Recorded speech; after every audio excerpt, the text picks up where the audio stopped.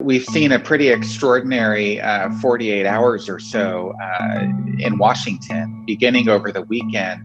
A chorus of Republican officials, elected senators, other Republican leaders, including more than 100 national security officials, effectively started to accept reality and called on the president to begin the transition process, warning, in some cases in very dire terms, that delaying the transition to a Biden administration any longer would put national security and economic health and public health with regards to the pandemic in serious jeopardy. And then on Monday, we saw Emily Murphy, who is the administrator of the Government Services Administration, take a fairly procedural step, but it was huge and significant. She wrote a letter to the Biden team, effectively greenlighting the beginning of the transition process. That enables the Biden team to tap into public funds, to gain access to federal agencies, and importantly, to begin receiving security and intelligence briefings.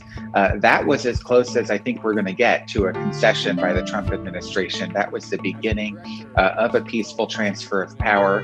It came 16 days after Biden was declared the president-elect, and certainly President Trump indicated that he's not going to stop protesting the results of the election and said that his legal challenges would be full steam ahead. But the reality, of course, is that he doesn't really have any legal options at this point.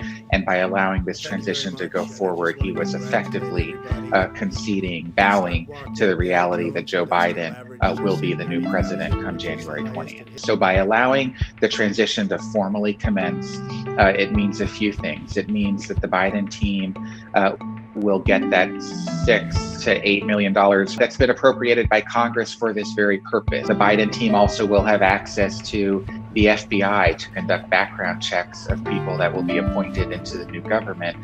And also really important, they're going to have access to the federal agencies. That means that Biden officials, the so-called landing teams, are going to be able to work directly with their counterparts in the Trump administration in sort of a handoff process over the next couple of months to make sure that all the information in these agencies is handed off appropriately and accordingly to the Biden team. And this is especially important when you think about the pandemic response and the development of a vaccine and the Operation Warp Speed plans to distribute that vaccine to tens of millions of Americans in the new year.